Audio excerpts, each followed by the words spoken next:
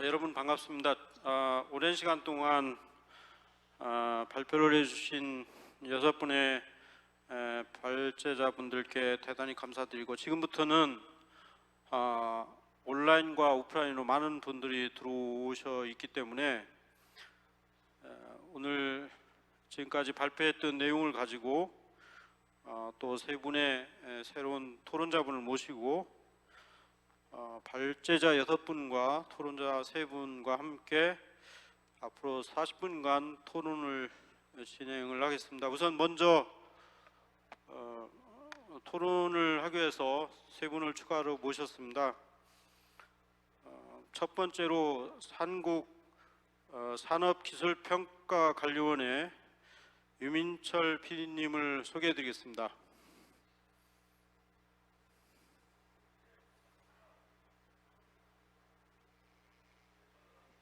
마이크 좀 확인해 주시겠습니까?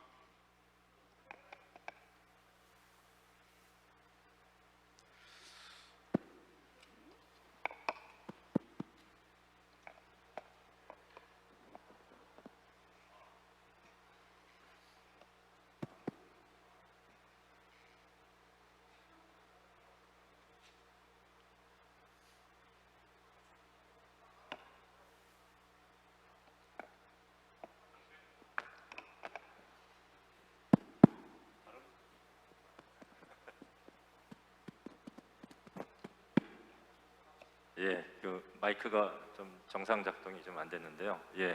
저는 그 산업기술평가관리원에서 그 조선해양 분야 이제 국가 R&D 기술을 이제 기획하는 역할을 맡은 저 유민철이라고 합니다. 소개 감사드리고요. 인사 먼저 이렇게 드리겠습니다. 그럼 두 번째로 오늘 토론자로 참석해 주신 울산과학기술연구원의 석좌 교수님이신 황일순 교수님을 소개해 드리겠습니다. 인사를 부탁드리겠습니다. 안녕하십니까. 저는 소형 원전을 이용해서 조선 해양 분야의 탄소 중립을 위한 미래를 기술을 개발하고 있는 유니스트의 황일순입니다. 이 자리에 초청해 주셔서 대단히 감사합니다. 세 번째로 한국성급의 시스템 안전 연구팀의 책임 연구원님으로 계신 이상래 연구원님을 소개해 드리겠습니다. 네, 안녕하십니까. 저는 한국성급에서 근무하고 있는 이상래라고 합니다. 저희 한국성급은 현재 풍력발전기 인증, KS 인증의 설계평가 기관으로 등록돼서 RPS에 대한 이행의 일부를 컨트리뷰션을 하고 있습니다. 이와 별도로 부유식 풍력과 다양한 관련된 풍력, 신재생에너지 관련된 연구를 수행 중에 있습니다. 반갑습니다. 오늘 토론에 참석해 주신 세 분께 다시 한번 감사드립니다. 오늘 토론은 온라인 하이브리드로 진행되고 있습니다. 이광기 부사장님께서는 지금 온라인으로 실시되는 오스트리아 현지에서 실시간으로 함께 해 주시고 계십니다. 오늘 발제자로 모니카 알베르스 카스르도츠 발제자께서는 좀 갑자기 몸이 좋지 않아서 실시간 토론을 참석을 하지는 않겠습니다. 발제를 해주신 6분, 유병용 한국조선해양 전무님, 송광현 한국성급 선박해양연구소장님, 김만수 부산대학교 교수님, 배정철 한국조선해양 기자연구원장님, 온라인으로 함께 하신 이광기 부사님 함께 해주시겠습니다.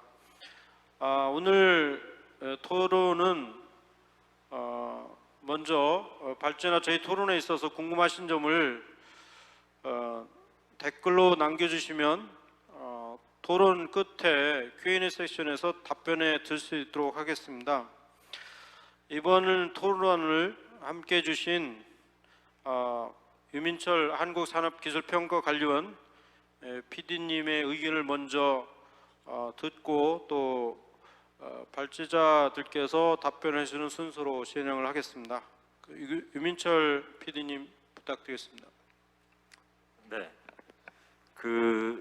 제가 몇 가지 이렇게 발표를 들으면서 이제 몇 가지 그냥 질문을 이렇게 좀 작성을 좀 했었는데요. 그 DMV의 모니카 알바레즈 씨한테 이제 또 질문을 이렇게 하는 항목도 좀 있었는데, 혹시 그 여기 계시는 분이 혹시라도 뭐 이렇게 좀 답변을 해주실 수 있거나, 아니면은 그 답변이 안 되더라도 이런 생각도 있구나 정도로 이렇게 좀 뭐 이렇게 여겨주시면 될 것 같습니다. 그 한 가지는 그 저희가 그 미래 이 친환경 이제 사회라고 이제 표현을 하면 그린 암모니아든 그다음에 그린 수소 뭐 그 외에 이제 다른 방법의 이제 여러 가지 그 에너지의 이제 수요가 지금 각 국별로 그다음에 또 국제 에너지 기구에서도 이제 그 30년 이후에 그런 에너지들이 어떻게 이렇게 필요할 게 될 것이다. 뭐 이런 이제 전망들을 좀 하고 있습니다. 그 이제 그런 이제 이 미래 그 에너지에 대해서 전망을 하면서 또 지금 같이 얘기되고 있는 게 그거를 이제 이루기 위한 기술이 이제 얼마나 이제 성숙될 것이고 하는 문제하고, 얼마나 경제성 있게 우리가 그거를 사용할 수 있게 될 것인가 하는 부분이 또 이제 얘기가 됩니다. 그래서 지금 오늘 이제 발표하신 분들이 이제 그 중에 이제 그 친환경 연료로 암모니아하고 그 수소에 대해서 이제 또 그 우리 이제 선박 관점에서 이제 그 필요한 기술이나 이제 얘기를 좀 해주셨는데요. 그 우리가 이제 이런 그 이 선박 관점에서 사용할 이 그린 그 연료가 있지만, 이게 산업 전반에 이제 그 다 쓰이는 것들이고, 그게 이제 다 이제 경제성하고 이제 이렇게 평가되는 건데, 그 이 암모니아나 수소나 각각 이제 그 해결해야 될 이제 기술들이 이제 있습니다. 근데 특히 이제 암모니아 관련해서 우리가 이제 우리 육상에서 이렇게 전반적으로 이제 많이 사용을 하게 될 때 그 해결해야 될 그 좀 챌린지한 걸로 이제 톡식 문제도 좀 얘기를 해주셨고요. 그건 뭐 선박에서도 마찬가지입니다만. 근데 그 외에 또 이제 또 생각이 드는 게, 암모니아 하면은 그 또 냄새에 대한 또 우리가 우려가 좀 있는 것도 좀 사실입니다. 이 제한된 공간, 그러니까 선박이나 일부 공장에서 사용할 때는 이 문제가 여태까지 이제 크게는 이슈는 안 됐었는데, 우리 그 주변에 이제 많이 사용하게 됐을 때 그 냄새를 어떻게 효과적으로 줄이고, 그거에 필요한 줄이기 위해서 들어가는 돈이나 투자는 그러니까 어떻게 돼야 되는지, 그런 것들이 암모니아를 쓸 때 비용으로 좀 포함이 되고 있는 건지, 이제 그런 것들이 좀 궁금해서 그 좀 이렇게 DMV에서도 미래 연료에 대한 상대 비교를 좀 이렇게 하고 계시기 때문에 좀 질문을 좀 드리려고 했었습니다. 뭐 혹시 예, 오늘 그 모니카 알베르스 카스트로즈가 참석을 못해서 다른 다섯 분의 발제분들께 중에서 한번 말씀해 주실 분 있으면 답변을 해주시기 바랍니다. 제가 말씀드려도 될까요? 예, 괜찮습니다. 이강기 교수님께서 답변을 해주시기 바랍니다. 예, 저는 그 ABL의 자격이 아니고 지금 현재 활동하고 있는 심하게 온실가스 전략위원회 위원으로서 말씀을 드리면은, 저희들이 미래 연료에 대해서 약 2년 동안 연구를 해왔습니다. 그래서 방금 질문하신 분의 그 내용대로 전체 연료를 놓고 2년 동안 쭉 하나하나 이렇게 검토하는 과정에서 얻게 된 놀라운 사실이요. 만약에 연료를 검토할 때 룰을 바꾸지 않으면, 지금 현재 룰이 tank to wheel로 되어 있습니다. tank to wake죠, 선박에서는. 이 상태에서는 말씀하신 대로 전 단계 비교가 거의 불가능하다. 결국 이제 생산 단계에서부터 시작해서 카본이 얼마나 나오고 비용이 어떻게 되는지, 그래서 사전 조치로 우선 룰부터 where to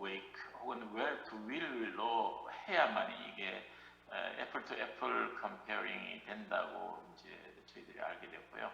그래서 이러한 내용을 각종 룰 메이크 그러니까 그 법제화하는 기관들에게 저희들이 이 포지션 페이퍼를 쓰고 그다음에 레터를 직접 써서 보냈습니다. 왜냐하면은 만약에 연료를 그냥 단순히 연료를 뭐 엔진이라든지 연료전지라든지 그런 에너지 컨버터에서 일어나는 현상만 보게 되면은 근데 제일 좋은 예가 자동차에 있어서 배터리입니다. 자동차 배터리는 사실 타고 있으면 너무너무 깨끗하고 전혀 탄소 배출이 없죠. 하지만 배터리까지 오는 그 전기 에너지를 생산하는 과정이 수많은 탄소를 배출케 한다면 이건 의미가 없는 거거든요. 그리고 그 다음에 거기에 들어가는 총체적인 비용.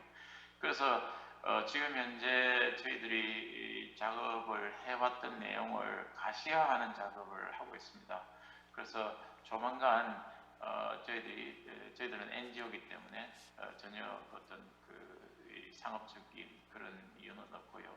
UN 기구나 아니면은 이제 IMO를 통해서 저희들이 연구해왔던 내용을 객관적인 자료로 발표할 예정입니다. 그게는 방금 그 질문하신 분의 전체 연료 체계에 있어서의 가격이나 아니면 생산 원가 비용이 거기에 담기게 되어 있습니다. 그것뿐만 아니고 선박 연료는 세 가지 조건을 맞춰야 됩니다. 우선 뭐 안전은 그건 너무나 당연한 거고요.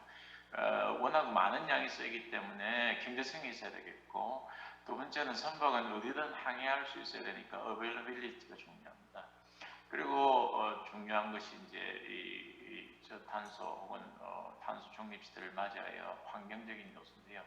이 세 가지를 다 만족시키려면은 이 생산량이 어느 정도 보장이 돼야 됩니다. 상당히 좋은 연료들이 많지만 그 생산량이나 혹은 생산된 연료의 그 인프라 체계가 갖춰지지 않으면 또 안 되니까요. 그런 측면에서 거기에 관련되는 여러 기관들하고 공조해서 그러한 자료를 상당 수준 만들었고요. 더군다나 이 경제적인 내용은 산업하고 직결되는 내용이라서 상당히 민감해서 이걸 어떻게 객관화하는가 하는 데 대해서 의견을 지금 조율을 하고 있는 중이라고 말씀드리겠습니다. 감사합니다. 예, 답변 감사드립니다. 혹시 다른 분께 유병용 전문께서 말씀해 주세요. 네, 한국조선해양 유병용입니다. 다양한 의견이 있을 수 있겠지만 제가 생각한 바에 말씀드린다면은 일단 질문은 암모니아를 우리가 연료 사용했을 때 톡식 그리고 어떻게 보면은 톡식만큼 위험하지 않더라도 사람들이 거부감을 가질 수 있는 어떤 냄새 그런 것들이 어떤 실제 시장 확장의 장벽이 되지 않겠냐 이런 질문을 이해하고요. 근데 저는 그 어떤 연료가 미래 그 탄소 중립 사회에서 한 가지 전부를 다 차지하는 독식 구조가 될 것 같다고 보지는 않고요. 결국 암모니아도 수소의 한 형태니까요. 근데 사실은 그 PD님 질문에 이미 답이 있던 거로 저는 이해됩니다.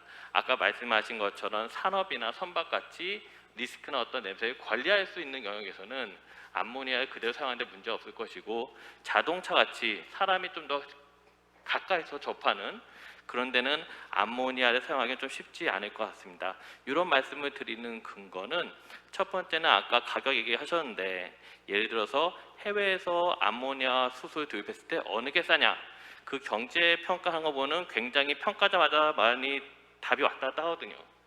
그런데 이 평가를 할 때 암모니아를 갖고 온 다음에 다시 수소로 크래킹한 다음에 사용하냐 아니면은 암모니아를 그대로 사용하냐 이 두 가지에 따라서 비용이 많이 바뀝니다. 그렇기 때문에 암모니아를 크래킹해서 수소 만들어서 사용한다면은 액화수소하고 가격 경쟁력에 대해서는 아직은 퀘스천이 있지만 암모니아를 크래킹 안 하고 그대로 사용하면은 경제성은 더 낮을 거거든요. 그렇다면은 아까 질문하실 때 담겼던 발전이나 특정 인더스트리 즉 리스크를 관리할 수 있는 영역에서는 암모니아 그대로 사용하는 게 더 나을 것 같고 그렇다면은 굳이 우리가 자동차용으로 다시 암모니아를 크래킹해서 사용하느냐 그렇게 할 수도 있지만 또 그런 기술 개발해야 되겠으나 사실 수소가 나오는 수소도 굉장히 다양하거든요. 부생 수소도 있고 여러 가지 있으니까는 그런 데는 굳이 암모니아를 쓰지 않고 일반적인 그린 수소를 사용해도 될 것 같다는 생각이 듭니다. 예, 감사합니다. 예, 그러면 두 번째로 황일순 교수님께서 질문을 해주시기 바랍니다. 예, 감사합니다. 저는 오늘 이 세션에서 수소에 대해서 많은 것을 배웠습니다. 그리고 이 해양 조선 산업이 수소와 소위 이렇게 에너지 패러다임을 바꾸면서 또 디지털리제이션 이 프로세스를 통해서 모든 것을 좀 더 시큐어하게 또 에피션트하게 또 글로벌 스탠다드화를 하는 그런 노력을 보고 매우 많은 인상을 받았습니다. 제가 지금 슬라이드를 몇 개 준비해 와서 소형 원자력 추진선 개발 현황을 조금 드리고자 합니다. 그래서 지금 슬라이드를 좀 보여주시면은 먼저 이걸 말씀드리고 나중에 수소와 연결을 해드리도록 하겠습니다. 앞으로 탄소 중립을 위해서 전 세계가 30년 전쟁을 하게 되는데 그 답은 바다에 있습니다. 노르웨이는 수력으로 전력 100%를 생산하고 있지만 그것으로는 전체 에너지의 반밖에 되지 않습니다. 결국 나머지 반을 바다에서 찾아야 할 것입니다. 우리도 바람, 물, 그리고 우라늄도 땅 위에 있는 것은 우리가 몇백 년 쓰지 못하는데 이제는 지속 가능한 에너지를 쓰려면 바닷물에 있는 무한정한 에너지를 추출하게 됩니다. 바닷물에서는 우라늄을 추출하고 나면 해저에 있는 모래 속에 우라늄이 녹아있기 때문에 다시 재생해서 지속 가능한 에너지 자원이 될 것입니다. 그동안 원자력이 경제성에 치중을 해서 대형화를 했었는데 이제 반성을 하고 안전성에 치중해서 소형화를 하고 또 사용후 해결료를 쉽게 생각해서 땅에 묻을 수 있다 생각했으나 그 속에는 1%의 플루토늄이 들어있고 반감기가 길어서 이것은 10만 년이 지나도 원자탄의 소재가 될 수 있기 때문에 이것을 완전히 태워서 소위 순환 경제화해서 화근을 없애고 자원도 더 써야 되겠다. 이렇게 지금 큰 원자력의 그 방향이 바뀌고 있습니다. 그래서 저희가 소형 원전 이것이 앞으로의 큰 화두가 되어서 탄소 중립의 한 축을 막기 위해서 노력을 하고 있습니다. 이렇게 보여드리는 슬라이드는 지금 전 세계적으로 4차 산업혁명과 그리고 코로나 이 사태가 중첩이 돼서 조선 해양 산업이 리쇼링 각 나라로 회귀를 하는 그러한 동향을 보이고 있는데 특히 우리의 그 강력한 경쟁 상대인 러시아와 중국이 빠른 속도로 원자력 선박을 개발하고 있습니다.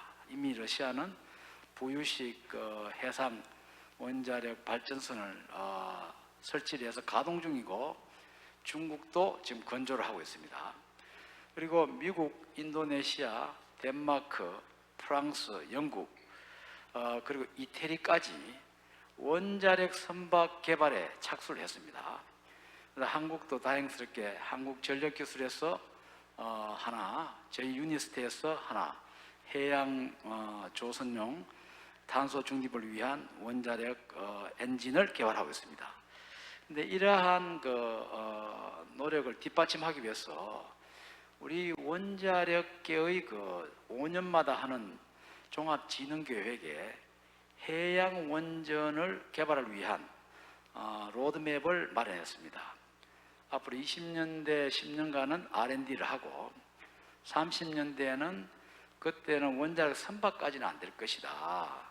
IMO 세이프 코드도 돼야 되고 글로벌 액셉턴스가 아직은 안 될지도 모르니까 우선 우리 테리토리 내에서 바다의 바닷물을 이용해서 수소를 생산하고 또 수입하는 암모니아를 원자력에 값싸고 CO2가 없는 열과 전기로서 수소를 생산하는 그러한 체제를 추구를 하고, 이를 토대로 해서 이것은 바지 마운티드된 플랜트를 토대로 해서 2040년에 가면은 법 제도적인 체제를 확립하고 원자력 주전 선박을 개발하자 하는 로드맵이 지금 마련되어 있습니다.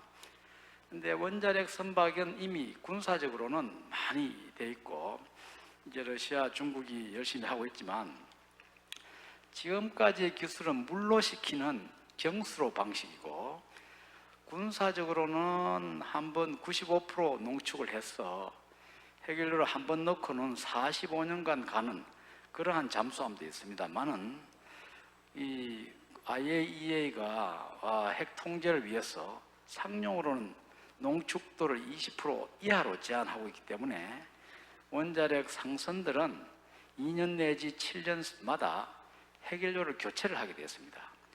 과거 러시아가 기술이 부족해서 핵 잠수함의 해결료를 교체를 할 때 물 위에서 잠수함이 흔들리기 때문에 여기에서 핵 임계 폭발 사고가 5번이나 일어난 적이 있습니다.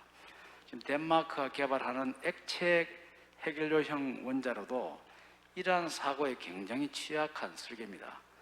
따라서 지금 저희들은 이 물로 식히는 원자는 해결료를 자주 갈아야 되기 때문에 위험하고, 그래서 납비스무스를 쓰면 한 번 해결료를 넣고 40년 이상 가동할 수 있는 그러한 원자로가 될 수 있습니다. 그래서 이 설계를 유니스트에서 최초로, 세계 최초로 개발해서 지금 이것을 국책 사업화 하려고 하고 있습니다. 근데 중요한 것은 법과 제도입니다. IMO 세이프티 코드가 과거 체르노빌과 TMI, 그리고 최근에 후쿠시마 사고가 난 이후로 이것이 개정이 되고 있지 않기 때문에 이것이 먼저 되어야 우리가 보험 제도가 생기고, 그 다음에 또 나가서 각 나라에서 원자력 상선을 입항을 허가를 해야 됩니다. 이러한 것을 위해서는 먼저 아까 말씀드린 우리 바다에서 수소를 생산하기 위한, 또 바다에서 전력을 생산해서 임해공단에 공급하기 위한 그러한 활동을 부단히 펼쳐서 실정과 안전성에 대한 확신을 보여야 할 것입니다. 예, 이를 토대로 저는 원자력이 우리나라에서 에너지가 없었기 때문에 세계 최강 국가가 될 수 있었는데, 또한 우리 조선 해양 산업이 그야말로 세계 누가 보더라도 가장 진취적이고 혁신적인 산업으로서 앞서가고 있는데, 이 두 사람 간에 탄소 중립이라고 하는 공통적인 적이 생겼다. 그래서 같이 협력을 하면은 우리가 원하는 2050년에 탄소 중립을 달성하는데 큰 역할을 할 수 있을 것이다. 그렇게 보고 오늘 이 자리에 참석하게 된 것에 대해서 다시 한번 감사 말씀을 드리겠습니다. 예, 감사합니다. 아모니아 수소 이후에 또 2040년 이후에 어떤 또 다른 연료를에 대한 말씀을 하셨고, 해양 선박용 소형 원자료 활용 방안에 대해서도 말씀을 해주셔서 감사합니다.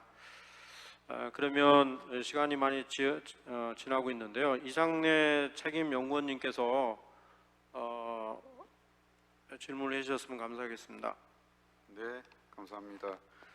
저는 먼저 발표해 주신 유병용 상무님의 LNG 수요는 계속될 것이다. 그다음에 송강현 소장님의 슬라이드에 아리백 이런 것들이 참 인상 깊었습니다. 제 개인적으로는 신재생 에너지를 한 20년 가까이 했습니다.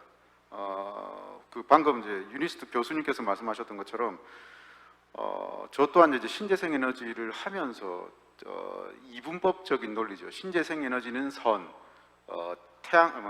원자력, 화력은 악이라는 그런 이분법적인 논리는 맞지 않다라고 생각을 하고요.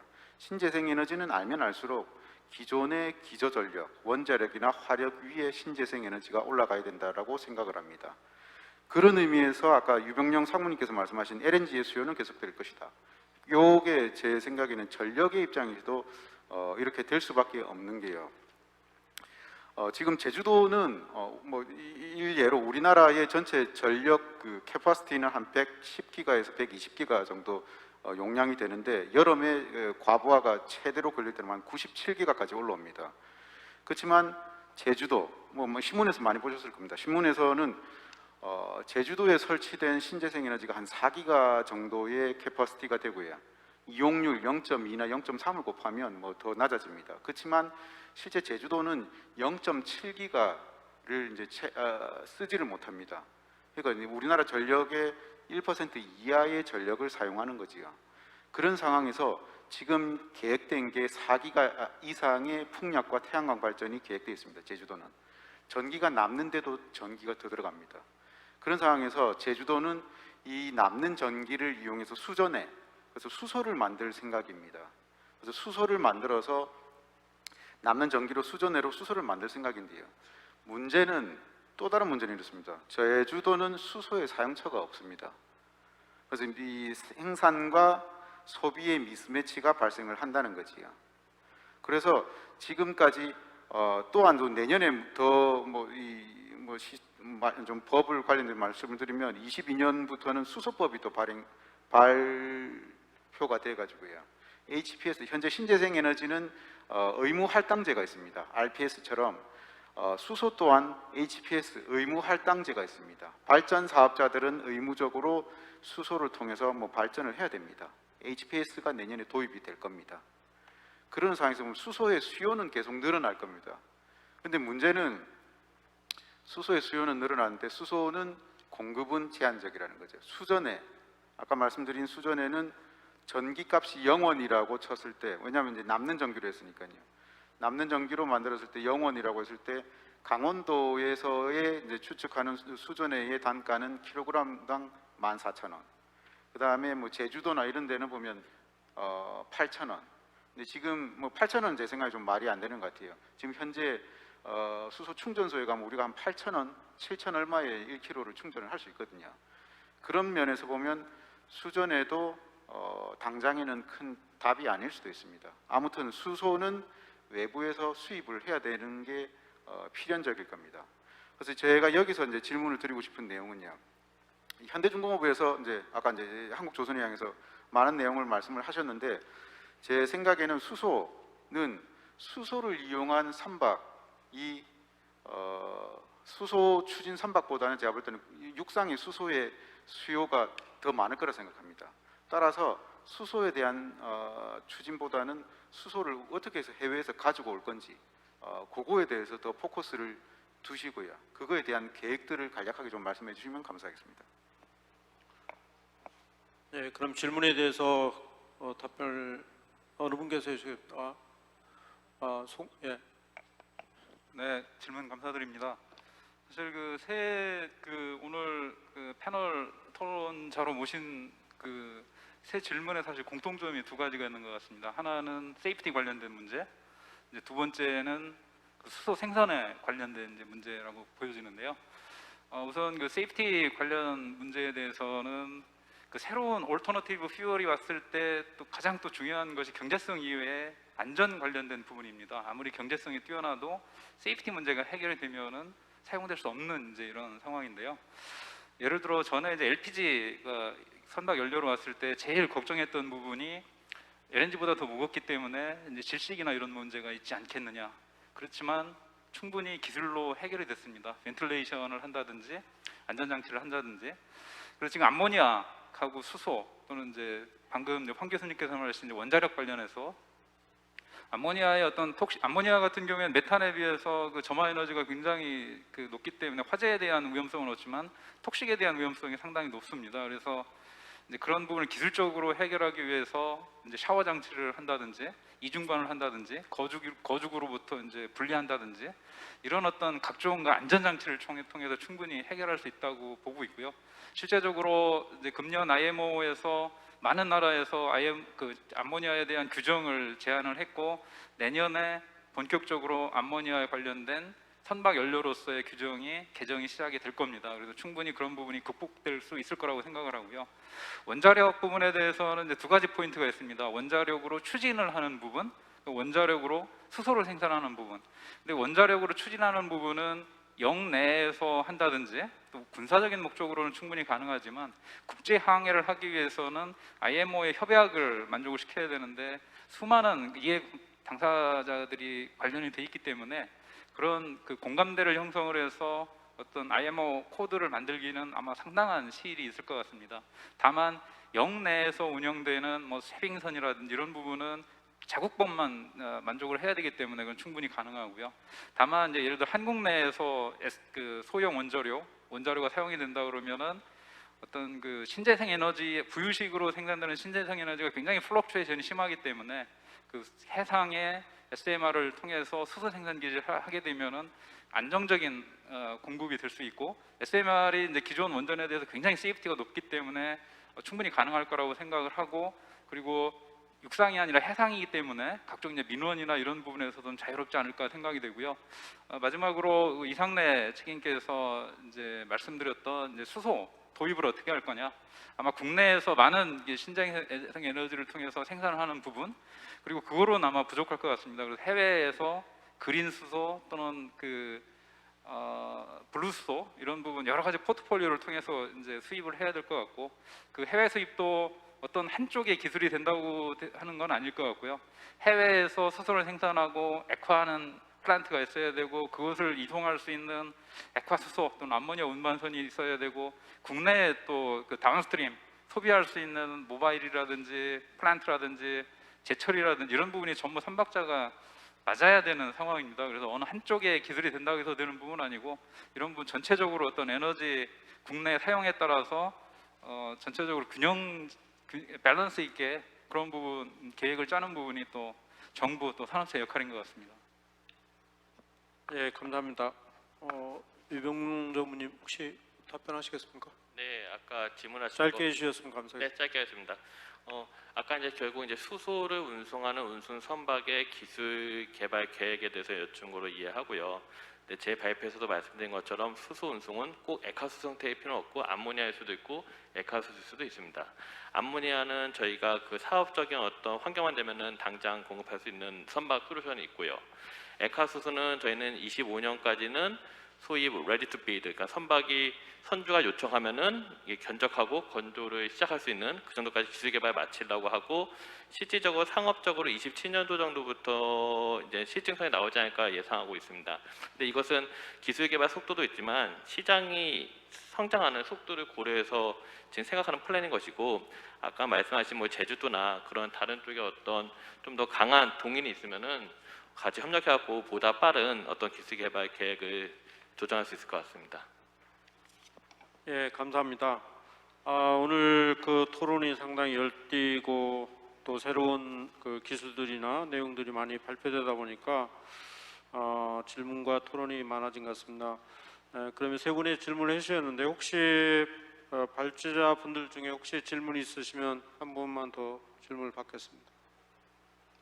예, 김만식 교수님. 네.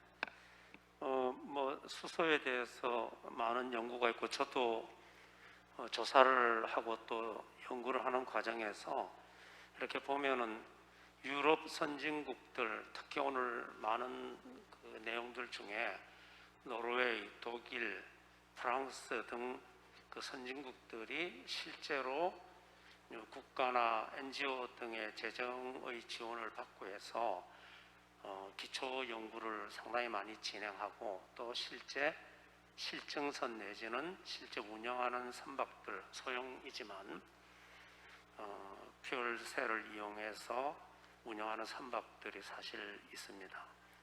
그리고 우리나라의 경우에는 한참 논의는 많이 되고 있고 이것저것 하지만 사실은 기초 연구의 재정적인 지원이나 이런 것들이 유럽만큼 그렇게 큰 펀드를 가지고 하지는 못하는 것 같아요. 단 소재 부분에 대해서는 좀 활발하게 논의가 되고 있습니다. 그래서 그러나 지금 이 선박들이 소형에서 머물지 않고 향후에는 대형화 이렇게 돼야 되는 상황이기 때문에 결국은 유럽이나 이런 곳에서 대형 선박을 건조하는 지금 조선소들이 크게 없기 때문에 결국은 건조는 한국 쪽으로 넘어오거나 동양으로 넘어와야 되는 이런 상황에서 제가 뭐 그냥 이야기 드리는 거는 유럽의 그런 기초 기술 또 우리 동양 한국에서 가지고 있는 실제 프랙티컬하게 선박을 건조하는 이런 내용들이 이제는 좀 융복합돼서 아직까지 좀 이르긴 하지만 향후에 그런 논의를 이 WOF에서 좀 나와가지고 함께 전 세계가 글로벌하게 같이 연구를 이렇게 병행해가는 것이 우리 그 뭐 인류 복지에 그 도움이 되지 않겠나 이런 생각이 좀 들었었습니다. 예, 감사합니다. 오늘 앞에서 많은 분들이 경제성이나 효율성에 대해서 많이 말씀해 주셨고 또 세이프티의 중요성에 대해 말씀을 해주셨습니다. 그렇지만 우리가 앞으로 이런 친환경 선박 시대에 또 탈탄소 그린하우스 가스를 대비하는 시대에 많은 비용이 천문학적으로 투입이 되게 됩니다. 경제성도 상당히 크지만 그런 부분도 있어서 국가 간 또 정부 간, 각 연구소 간, 산학연 간의 단단한 융합이 이루어져서 앞으로 이런 기술들이 많이 더 빠른 시간 내에 발전되기를 바랍니다. 지금 온라인의 질문이 이제 거의 끝날 시간이 됐는데요. 제가 온라인에 질문이 많이 올라와 있는데 제가 그 대표적으로 한 가지만 여쭤보겠습니다. 지금 오늘 전체 말씀을 하셨는데 사실은 지금 스마트 선박, 친환경 선박 이렇게 가면서 모두 다 스마트 선박화 되어 있고 디지털라이제이션화 되고 있습니다. 그런데 이에 따라서 굉장히 빠른 시간 내에 이게 이제 진행될 것으로 보고 있는데 지금 원격 제어를 하게 되고 또 지금 그 디지털 컨트롤을 위해서 위성을 통한 선박의 제어를 실시간으로 할 수가 있도록 이제 진행되고 있습니다. 그렇지만 우리가 이렇게 하기 위해서는 또 많은 연료를 사용하기 위해서는 그 사이버 시큐리티가 굉장히 중요하고 또 현재 운항 중인 선박의 해상법에 많은 변화가 이루어져야 됩니다. 그래서 아무래도 이제 기자재라든지 아까 말씀하셨던 그 배영철 원장님께서 디지털라이제이션과 또 이강기 교수님께서 말씀하셨던 그런 부분들에 대해서 혹시 이런 부분은 어떻게 연구를 하고 있고 어떻게 생각하시는지 어떻게 해야 되는지에 대해서 짧게 1분씩만 배정철 원장님 먼저 말씀해 주셨으면 좋겠습니다. 예, 아주 중요한 말씀을 퀘스천을 주신 것 같습니다.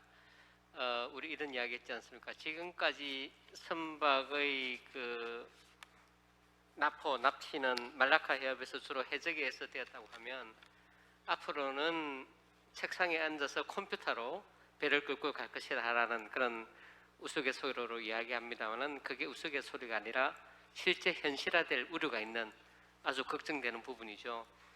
그래서 최근 제가 아까 말씀드렸다시피 커넥티드 이퀴프먼트뿐만 아니라 커넥티드 십 선박이 항상 온라인으로 이렇게 접속되어 있는 상태다 보니까 그 해킹은 언제든지 가능해질 것이고 그러면은 주로 자동 운항 기계가 그 오작동을 해서 원치 않는 쪽으로 이렇게 되고 선내에서는 그 어떤 조작 불능이 되는 그런 것도 예상할 수 있는 시나리오가 아닐까 생각합니다. 따라서 사이버 세큐리티 즉 선내 보안, 운항 보안 또 그 장비들에 대한 선박 장비들에 대한 보안은 두 분 다시 강조해도 이렇게 더 강조해야 될 부분이고 최근에 제가 이야기 듣기로는 우리 전문 해기사 양성기관인 한국해양대학교에서는 이 사이버 보안 학과를 만들어서 해양 보안을 강화하겠다라는 이야기도 들은 바 있습니다만 이런 것은 저는 이렇게 생각합니다. 기초 장비를 만들 때부터 즉 기자재 하나하나가 이 사이버 보안 부분을 같이 관심을 가지고 그 기능을 넣어야 그것이 모인 전체 선박도 보안에 강해지는 것이다. 즉 다 아까 우리 이강기 교수님께서 아주 좋은 말씀해 주시는데요. 전체를 다 모아서 우리가 그 용어 정리를 해주셨고 저도 앞으로 유심히 보겠습니다만은 그 디지털 트랜스포메이션화 됐을 때 그것은 결국 하나하나의 장비가 디지털라이제이션 되고 모으고 그것을 더 부가 기능을 들어갔을 때 그렇게 용어를 정의하자라고 하시지 않습니까? 따라서 그런 부분에는 필히 사이버 보안 기능이 필히 들어가야 된다 이렇게 생각하는 게 제 의견입니다. 감사합니다. 예, 감사합니다. 시간이 많이 지난 관계로 이광 교수님 말씀을 들으려고 했는데 주최 측에서 많은 시간을 추가로 허락을 해주셔서 대단히 감사드리고 또 오늘 어느 때보다도 5분의 열정적인 강의 또 발제와 또 3분의 열띤 토론 또 모든 분께 진심으로 감사드립니다. 온라인 오프라인으로 함께 해주신 모든 분들께도 다시 한번 진심으로 감사드리고 어느 때보다도 2021년도 세계항 포럼의 조선 세션이 열띤 토론의 장이었던 것 같습니다. 참석하신 발제자분들과 토론자분들 또 오늘 오프라인 참석하신 모든 분들께 진심으로 큰 감사의 말씀을 드리겠습니다. 이것으로 오늘 조선 세션을 모두 마치겠습니다.